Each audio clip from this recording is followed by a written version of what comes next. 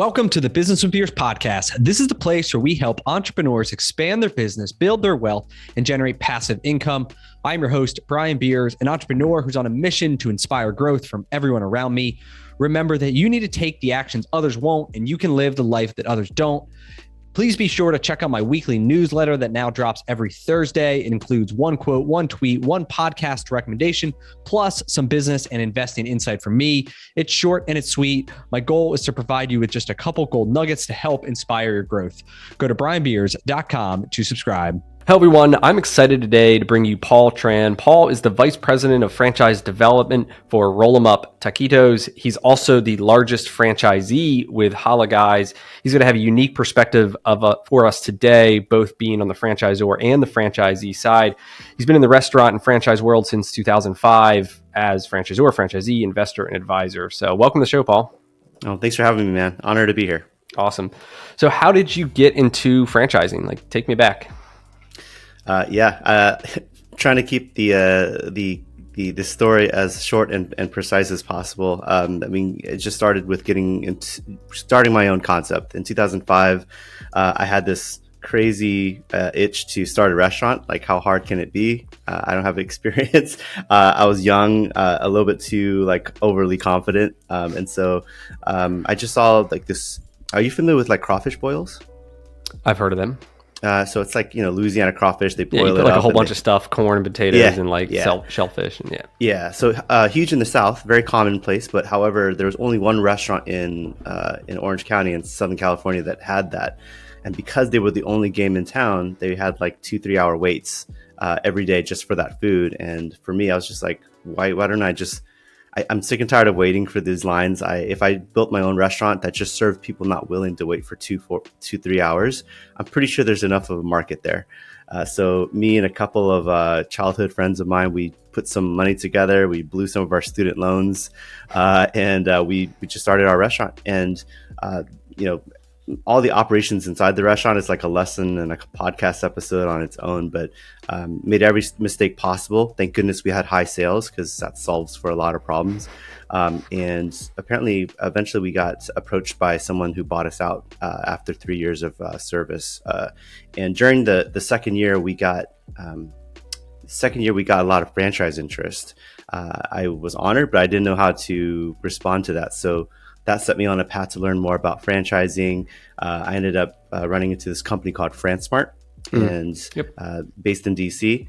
And even though I told them about my concept, they said it wasn't ready to franchise. However, I guess I hit it off really well for them, and they were in high growth mode. So they asked me if I'd be interested in learning the business, because we could use some more, franchise developers.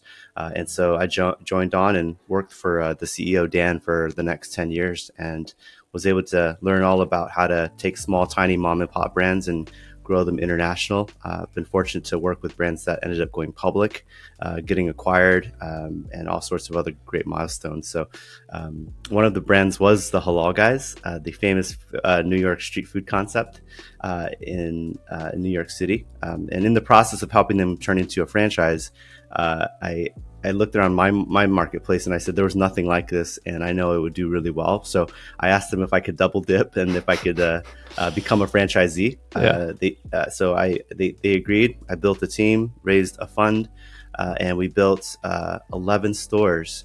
And we actually lost 2 stores in the pandemic. Happy to talk about that if you'd like. But the rest of the 9 stores, they continue to do really well. But even though I left FranSmart after store 3, I still get a lot of requests from mom and pop shops that are trying to franchise. So while running restaurants, I also have a pulse on, emerging restaurant brands, and I consult them on franchising too. Okay. So that's awesome.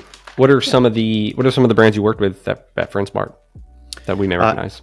At FranSmart, of course, there's Five Guys Burgers. I joined them right when Five Guys was just starting to sell a bunch of franchise deals. FranSmart was their very first franchisee. They operated 10 stores.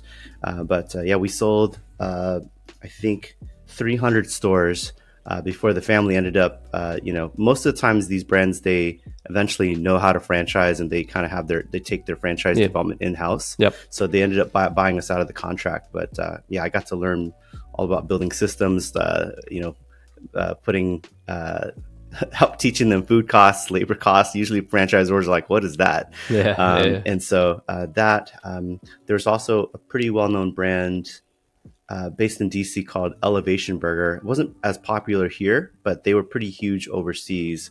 It was like the 100% organic burgers. It was just one store. I helped them grow up to 20 stores over in the Middle East. So I got to travel quite a bit out there, and they eventually got bought out by Fat Brands, which owns like Fat Burger and other various brands. There's a couple of the brand that eventually ended up going public was called Freshie. It was like custom built fresh food. They were based in Toronto. They only had 9 stores, and I helped them put systems in place, helped them sell about 200 stores before they ended up just getting interest from investment bankers and went public on the Toronto Stock Exchange. So that's awesome. Just a few. Yeah. So have you ever think about taking your crawfish boil, making it a franchise? Is it franchisable yet? Well, after I got bought out in 3 years, I actually just loved franchising so much, and I saw the light, and so I would never go through. That's a different type of brain damage, creating your own concept. So got it. So you they have the concept, you like to show them how to scale it, let somebody else kind of I enjoy 0 that to 1 more kind of thing, and then you'll help take it from 1 to whatever 200. Yeah.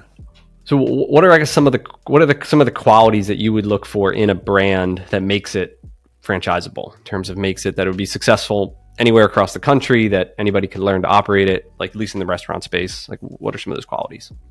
Yeah, there's a massive checklist, but I'd say one of the biggest weighted ones are whether you have a concept that's unique. You can't just be better. I always believe you can't be better. You have to be different. It's the whole law of category, right? Like if you are trying to be the best burger, or you're trying to be like the cheapest food, that's going to be a battle that you're not going to win, because there's always going to be someone that's going to out cheap you, and or out even authenticity as well. Like some brands, actually for the Halal Guys, for example, a lot of people who are Middle Easterners, they come to our stores, they complain, they say like, you guys aren't authentic. And I'm like, thank goodness, because there's like 1,000 mom and pops that do it way better than us on that game.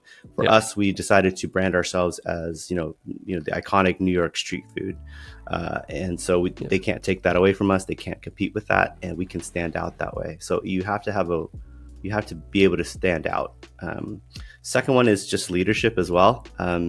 Early on with young brands, there's not a lot of like financial performance, right? So the most of the due diligence will have to just stand on the story as well as the leadership. Whether these folks are resilient, whether you can smell whether they're trying to do short-term thinking or long-term thinking, whether they are truly there to support franchisees, and so leadership is definitely key, especially early on.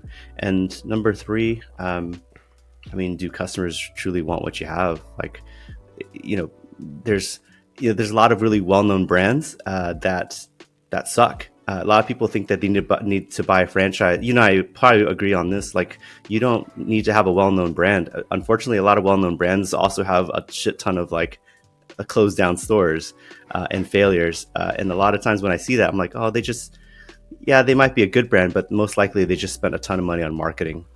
That's pretty much the gist of it. So without brand awareness, does the business model make money? So, yep. Yeah, it's funny in brands where people think, I want a brand that's like recognizable, but a lot of times, like, the ones that are really recognizable, A, you can't even buy into them. And then B, like you said, there's like, there's a ton of competition. There's a ton of other issues, versus sometimes, like, when I think about it, it's like the brand is really like, it's the website, it's the logo. It's like, how does it feel? Like, what's the mission statement?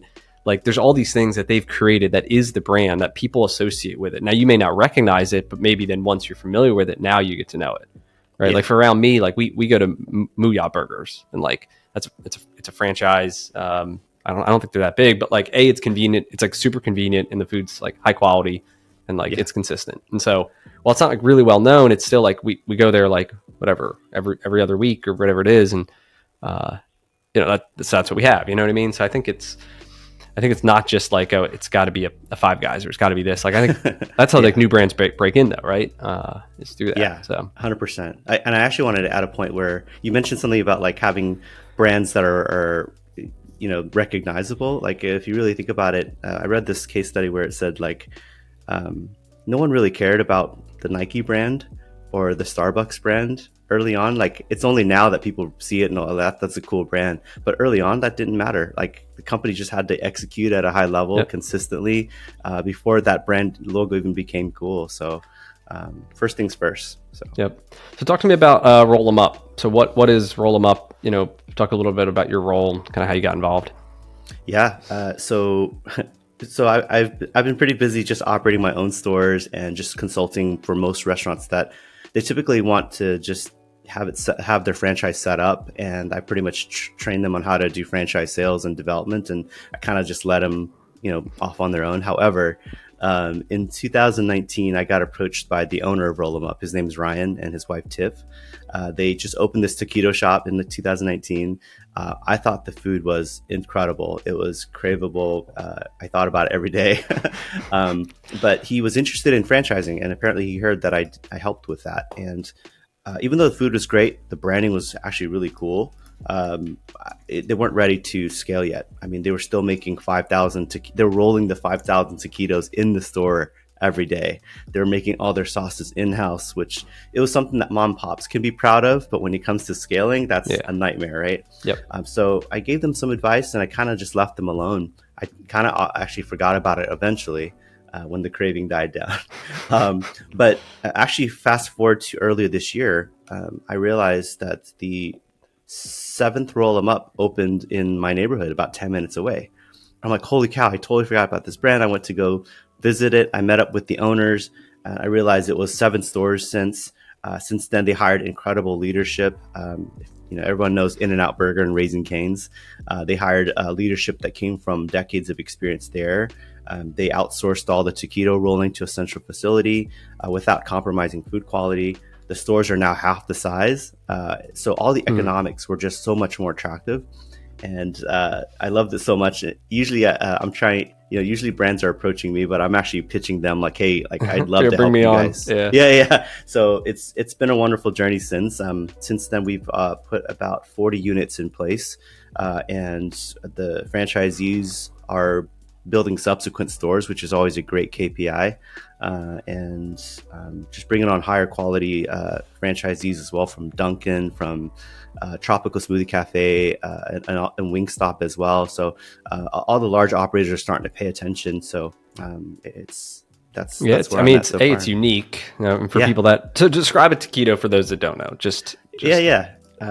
Well, this is actually my redemption brand. And what I mean by that is 10 years ago, there was a little known brand that had no presence in California called Raising Cane's. Okay. And I met the franchise development guy. I don't even know if he still remembers me, but I'm like, what is Raising Cane's? I just reached out to him on LinkedIn. I said, what the hell is that? And he said, oh, it's chicken fingers. I'm like, that's it? He's like, yeah. I'm like, well, that's a stupid idea. And I'm eating my words to this day because my kids ask me to go Raising Cane's every week now. And it's like one of the most iconic, well-loved brands. But they essentially took a side item like chicken fingers and built a really profitable business around it, and just are maniacally focused about making it the best chicken fingers like ever made. And so I kind of like was eating my words there. And I guess when I met Roll 'em Up, typically taquitos are an afterthought at full service Mexican restaurants. You see it on the appetizer menu or you see it on the sides menu, but it doesn't really get a lot of attention. And so number one, I know is already well loved or familiar, but they were able to make it the main event and make recipes that were really, really delicious. And they were, again, maniacally focused on taquitos, and that's it. And so, I saw similarities between that and Raising Cane's, and the food was just good. Leadership was there. Business model makes sense. So that's pretty much how I jumped in. Awesome. Cool. Yeah, I'm on the website here. It is, I'm getting hungry just looking at this. Trying to make our way to Philly, so hang tight. That's right. We got churro donuts, chips, salsa, guac, corn, street corn. Oh my gosh. Yeah. A lot of good side items as well. Yeah. So 40 locations, where are they at? I mean, I'm sure they're all over, but. Yeah, no, there's a 10 unit deal that we signed for Tennessee and Kentucky with Dunkin' Donuts and Tropical Smoothie franchisees. We also have a large independent restaurant group that just signed the rights for Omaha and Lincoln, Nebraska. So Warren Buffett's going to get one soon. We also have a multi-unit deal for a large chunk of Houston as well. And another food operator secured the rights for Arizona, and they're about to sign for Utah as well. And we're working with some other folks for Atlanta, Georgia, and Idaho, as well as Florida as well. So okay, awesome. We're on the way. Yep. Do you generally see that it's that food people stay in food and like non-food people like don't get into food? It seems to be a trend for me at least. Yeah, it's funny. It's like kind of like their comfort zone, and I think also most of the franchisees I talk to who also operate other brands, they are looking for opportunities to leverage their existing network of incredible people. They don't want their people to leave. They want to give them more opportunities to grow and stay. And they also know real estate. A lot of times these brands they have stores in great spots where they can put another brand in the same shopping center and it would actually, the rising tide floats all boats. So there's just so much infrastructure to continue harnessing, but they should diversify too. They should talk to Brian. Yeah, that's right. Now, yeah, there's a lot of synergies, right? Yeah, your people, like your assistant manager wants another store, and you don't like have one to do, but you've got this new brand. Now you can promote them, or like you said. I mean, you could have a donut place and a taquito place and a burger place and a pizza place, and all within the same area. And like you don't really care where the customer goes because like you're gonna make money either way. Yeah. We've joked about that from the auto standpoint of, hey, what if we had a quick oil change across the street? If they went there, they went here, it wouldn't matter to us. Yeah, that's amazing. So, yeah, that's integration. Do you think it's like in terms of also just the business model itself, like, yeah, there's all these synergies, but like that it's like, it takes a certain amount of, muscle to build, or like you really got to like want it to be in the food business. You know what I mean? Like, I don't know. It's a different type of brain damage. On paper, I mean, trust me, whenever you tweet and you post about like service businesses, I'm like, man, I'm in the wrong business, man. You do have to really love it. You have to really love brands, food, because there's some of the lowest margin businesses out there. You really have to love it to be resilient, and you really have to love it, focused it's on like a volume high game. volume. Right, you need a lot of you need a lot of sales, you need a lot of locations. We looked into Little Caesars years ago. This is like, 2013 or something, and thinking, hey, could we like buy some of these and like do the roll up strategy? And then I learned, I have like 6 employees per location, and then I learned Little Caesars, you need like 15 to 20 like minimum wage, part time kind of kids, and that was for like a below average or average to below average store. And I was thinking, man, like I can't even imagine, 30, 40, 50 employees like in the Rolodex and just the labor management. So that's what got me stuck, was like that whole, and obviously that business is a speed business. Like you need a lot of people, I'm sure. I mean, I don't know what the staffing is like at a roll them up, but I don't know. For me, that was a huge thing. And even like, I don't know, the average, McDonald's is probably 50 people. I've heard these Chick-fil-A's are 100, could be 200 people, like crazy. So you got to I think it's like that employee management and that workforce is probably one of the biggest challenges, at least in my mind. Big time. I mean, thank goodness now Chick-fil-A is like an employer of choice, but it wasn't always that way, right? And so, that's pretty crazy. Yeah, we're crazy. How's this whole California $20 minimum wage for fast food workers? I don't know. What's your take on all that that's coming down the pipeline? Yeah, I mean, I guess because I'm not willing to like be part of like a massive movement trying to like protest against that or anything. I really, my team and I, we just got to focus on what we can control. I mean, if that happens, we're already feeling the effects. We simply just have to raise prices. I think one of the hardest things for restaurant operators to do is to raise their prices. They're just so worried about losing their customers, and they're just worried about blowback. But I mean, it affects everyone. And so you can either keep your prices low and not make money and stress out and cut corners and have crappy employees, or you can raise your prices and you explain that you raise your prices in order to keep your promises. Is how I think about it. So we're just gonna have to raise prices. We're just gonna have to find more creative ways to use technology, and we use arbitrage as well. I was so happy when you posted about outsourced workers, because I've been using it for 10 years. I love it. It's the only way that we can remain competitive and affordable and all that stuff for our consumers here. So how do you use it? Like, what's your remote team look like? That's a different podcast episode, man. Okay. I use them to actually cold call and generate leads for catering.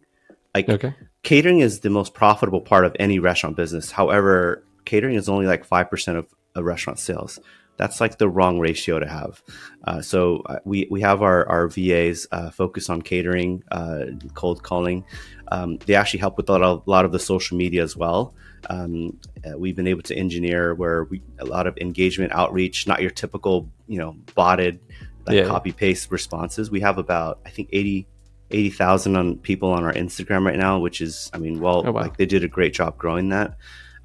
They also help with actually keeping our workers focused on clocking in, clocking out, taking breaks, making sure we don't violate any labor law rules in California. And they just help with that. And they help with investor communications as well, and curating data that we need for making good decisions. The list goes on, but it's a godsend. Okay. That's awesome. So one of the things you mentioned kind of before is, like, let's talk about, I guess, franchisee versus franchisor success. So, like, what are some of the qualities, I guess, that a franchisor has to do to be successful? I think, I've heard some stats that say, like, they got to get to like 100 units. Like 100 units is like they're self-sustaining. If they can't get to 100 units and they have 20 and they live at 20 or 30, whatever the number is, they're kind of in this like purgatory where like they don't have enough cash to like hire the people to like generate the support to grow the sales to do it, but then like it becomes like this challenge. So like, I guess, what have you seen in terms of like what has to happen for a franchisor to be successful? Yeah, that's a great question. It's funny, there is a recent article, Sweetgreen. Sweetgreen has scaled and become like the darling of the restaurant business, but like there's a lot of articles that say that they still haven't been profitable yet. The franchisor. Yeah, which is crazy. Yep. But I guess it goes back to whether you're managing your money properly. I believe that a restaurant shouldn't have to get to 100 stores in order to be profitable. It should just be profitable right off the bat. And so if you work on the business model to where your own units, your own franchisor units are profitable, that's like the best brochure for selling franchises. And as you sell deals, like you would allocate part of your franchise fees. Like it's just like personal money management, right? Like there's a certain amount of money you need to allocate to this or to that. Each franchise fee that comes in, like you need to have it earmarked towards support, towards scaling up, and you don't want to overspend on scaling up. And so you just need to grow in control versus out of control. I think that any store, any unit size, you should still be profitable. And if you have that mindset, now you're called out and you're just like, how do I figure out how to make it profitable? So I don't believe you need to hit 100 stores. There's a couple franchises that they have 20 stores and all the franchisees and the franchisor are making their royalties and their the EBITDA. So I've seen it myself. It's possible. Okay. Yeah, that's great. Yeah. Maybe a lot of that is just poor money management in terms of like hiring too many people or like just said, not spending it kind of on the right things that is good for the system. Yeah. And if that forces you to be super resourceful with what you do have, and then look towards technology and look towards certain levels of outsourcing tasks that are not critical or core to your company. So, I think people just think they need certain type of staff or they need this or that, but hopefully, these constraints force them to be more creative and resourceful. So, have you read the book Profit First? No. You're familiar with the book Profit First? That sounds familiar, but who wrote that? So his name is Mike Michalowicz. So he's written a bunch of different books. I actually had him on the podcast, I don't know, last December or something like that. And nice. it's a really, really good book. Highly recommend. It's basically this idea that most businesses run on bank balance accounting. Like you open up your bank account and you see how much money you have, and you kind of know, right, how much you should have, like whether it's 50 grand, 100 grand, like 500, depends on the business, right? But like you kind of know, like, all right, like it's Monday, I've got X amount in the bank account, like I'm like, I'm good, right? If 100's your number and you're seeing 120, you're like, all right, I can like take some money out, right? I know I've got like more than what I need. And so the whole business is kind of running your business on that. And then plus, you familiar with Dave Ramsey's The Envelope system? Yeah. So it's the envelope system. So it says, all right, we're going to set up multiple bank accounts. We're going to have a operating account, a profit account, and a tax account. And so those are the three that we rerun this. So I'm like, this is how we do it. So nice. we kind of figure out first taxes, like what are we going to pay, or what do we have to pay in taxes in terms of like our estimated quarterly taxes. We have some payments due to Midas that are due once a year. We have property taxes that we pay that are due once a year or twice a year. So we kind of figure out, all right, what do we need to do every week to like save for taxes? So money comes into the operating account, we move that money into the tax account, and then we have a profit account. And so every week we shave off like our goal of what we want to put, and we put it in the profit account. And then nice. The idea is that then you figure out how to operate the business on the money that's like left over in the operating account. That's reality, right? Yep. And that's kind of reality. And so versus like you have this one big account and then you're trying to figure out, well, how much do I need for this? Or how much do I need of that? And a lot of times your P&Ls are rear facing. It's like what happened. It's also, a lot of people are getting them 30 days. Sometimes people only look at them like once or twice a year, right? But you look at your bank balance every day. And so the rhythm is like you set up these profit accounts. You're constantly moving money every single week into taxes and into profit. And then you get creative on how to run the business with less, right? Just like your toothpaste, like the last little bit, like you are squeezing everything out, right? Yeah. And how much is like that. Toothpaste, right?